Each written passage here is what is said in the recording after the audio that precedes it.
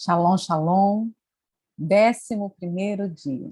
Glória a Deus por isso. Vamos falar mais um pouquinho sobre essa fortaleza babilônica e hoje a gente vai continuar. A nossa base vai ser sempre Noé e Daniel aqui e nós vamos continuar falando um pouquinho sobre tudo isso e hoje a gente vai falar dessa atuação da Babilônia. Uma das formas como sutilmente ela vem, eu falei isso, acho que antes de ontem, né? Que Babilônia vem sutilmente para nos roubar. E eu quero trazer uma das formas como ela atua, fazendo isso com muita sutileza. Queridos, nunca esqueça do que nós falamos na semana passada sobre sofismas. Sofismas são pensamentos lançados e eles são devidamente calculados. Mentiras muito parecidas com a verdade, mas elas têm um propósito. E o propósito é que a gente saia da cultura do reino de Deus para viver a cultura do reino, seja da Grécia, da Babilônia, de Roma, a cultura de miséria que existe no nosso meio, independente disso. É tudo muito sutil. E aparentemente tudo muito bonito. Mas são culturas enganosas, ladras, que nos tiram do propósito. Quando os descendentes de Noé pararam na planície lá, né, que a gente falou isso lá no primeiro dia, na beira do rio Eufrates, eles pararam e decidiram construir a Torre de Babel, né? A gente já viu que Nimrod estava no meio disso, que ele que era o grande, né? Que foi o primeiro império que ele construiu e tal. A gente já viu sobre isso. Eles decidiram construir essa torre e eles não estavam somente construindo, queridos, um lugar de segurança. Na cabeça deles até talvez fosse, né? Vamos aqui construir, porque se caso vir água de novo, a gente está alto, no lugar alto, e a gente não vai ser espalhado, não. Nós vamos ficar aqui quietinho no nosso canto e vamos fazer o nosso nome, né? Essa era a intenção deles. Um lugar de segurança. Porém, eles não tinham ideia que, na verdade, eles estavam dando início a uma cultura, dando início a um novo governo, o governo da Babilônia. Eles estavam saindo do governo do Eterno e criando as novas bases, as novas leis, para que o novo governo ali se estabelecesse. A atuação da Babilônia é tirar o governo do Eterno e estabelecer o seu. E ela não precisa desviar ninguém, até falei sobre isso, acho que foi ontem, não lembro, né? Ela não tem o propósito de tirar ninguém da igreja, pois, queria dizer, muito tranquilo para a Babilônia, porque aonde houver confusão, aonde houver essas atuações religiosas, aonde houver sincretismo religioso, aonde houver falsas profecias, aonde houver essas obras de confusão, ali está estabelecido, instaurado a cultura da Babilônia, a cultura do reino da Babilônia. Amém? Então, vamos lá. Ela age dessa forma para quê? Com um propósito, porque todo sofisma plantado ele tem um propósito. Quando Noé desceu da arca, o que Noé fez? Ele foi lá e edificou um altar ao Senhor. Queridos, e em Israel, eles têm o entendimento de passar a cultura de pai para filhos. Isso foi estabelecido como lei lá na frente. Mas a gente vê que antes da lei, Noé já praticava isso, né? Porque, na verdade, a lei veio para testificar coisas que já estavam acontecendo. Por exemplo, Shabat. O Shabat já existia e a lei veio para trazer, é para fazer mesmo, tá? Então, Noé já passava, tanto que a gente tem acesso a essa história hoje, né? E, com certeza, todos os descendentes de Noé que vieram no decorrer dessa caminhada, eles conheciam a história, eles conheciam que tinha um povo, eles conheciam que esse povo se perdeu, eles conheciam que Noé havia ouvido a voz de Deus, eles conheciam que Deus havia dado para Noé as diretrizes do que fazer para que houvesse salvação, eles conheciam que eles haviam sido o único povo salvo em meio a toda aquela multidão. E com certeza, eles também conheciam que Noé desceu da arca, conhecia toda a história do pombo que foi lá com o broto, conheciam tudo, e Noé desceu daquela arca e fez um altar ao Senhor. Eles eram conscientes disso, porque eles eram esse povo. E daí, vem os descendentes de Noé, e eles decidem, queridos, em vez de continuar no altar, eles decidem fazer uma torre, que é a Torre de Babel. E talvez você me pergunte, pastor, mas o que isso tem a ver? Qual a diferença de torre e de altar? Vamos lá. Altar é lugar de sacrifício. Altar é lugar de renúncia. Altar é lugar de morte. Enquanto torre é lugar de exaltação. Enquanto torre é lugar de altivez, é lugar de ser lembrado, é lugar de fazer o seu próprio nome. Então, os descendentes de Noé, eles saem do altar para entrarem numa torre. A Babilônia tem como uma de suas bases nos tirar do altar, queridos. Nos dar vida fácil e nos colocar em torre. Quando Daniel, e agora voltando para Daniel, né? Quando Daniel decidiu não se assentar à mesa e não se contaminar com a comida, ele estava decidindo a não sair do altar, não deixar o altar para construir uma torre. Daniel poderia ter feito o seu nome de acordo com os princípios da Babilônia. Queridos, e agora aqui a questão não é você fazer o nome. Porque olha só, Daniel fez o nome do mesmo jeito. Mas existe uma diferença entre você fazer o seu nome e o Senhor fazer o seu nome.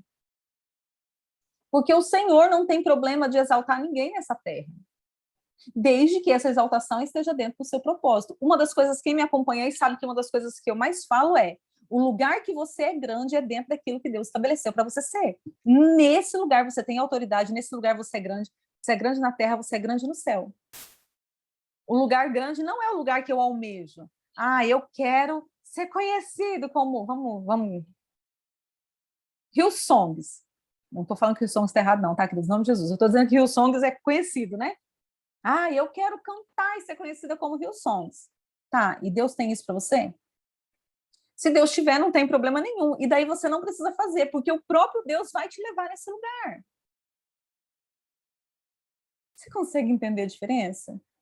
Você vai fazendo as coisas do Senhor no natural, na simplicidade, na verdade.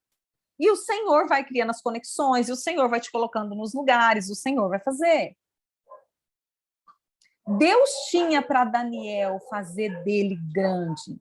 E Daniel decidiu não se contaminar, porque ele entendeu que o altar poderia fazer dele grande. E esse grande do altar de Deus é um grande permanente. O grande da torre é um meteoro.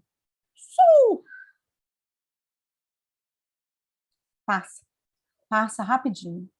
Nas torres, construímos o nosso nome e declaramos que eu sou, eu declaro que eu posso, eu declaro que eu faço, eu declaro que eu não vou ser envergonhado.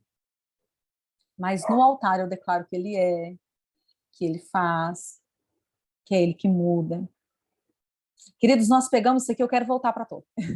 A gente pega isso aqui, eu não vou ser envergonhado, porque não sei o quê, porque Deus me colocou com cabeça. A gente pega textos bíblicos para respaldar a altivez do nosso coração.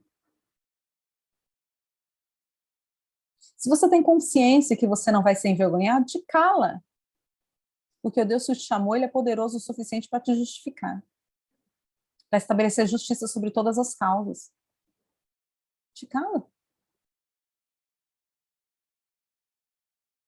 Fica de boa, ainda que esteja doendo. Decida morrer. Decida não sair do altar. Não negocie com a Babilônia. Não negocie com o seu eu. Não negocie com essas coisas.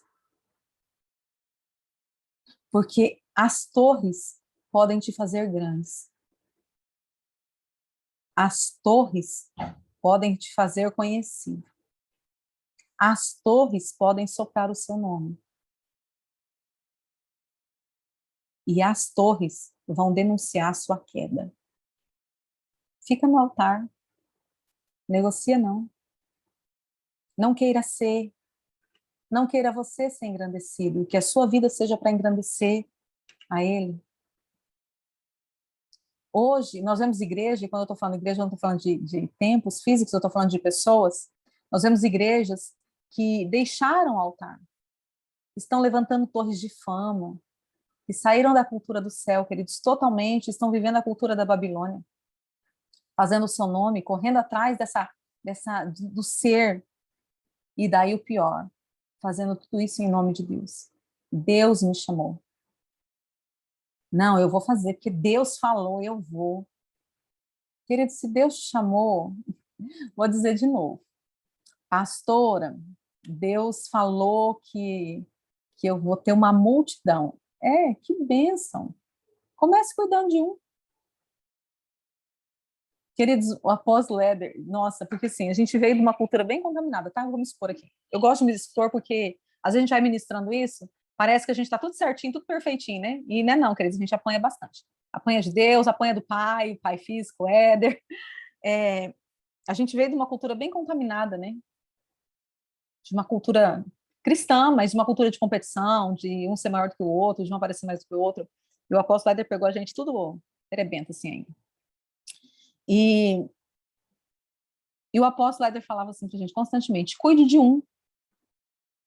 E a nossa mentalidade era, não, porque eu vou ter os tantas, multiplicação lá, né?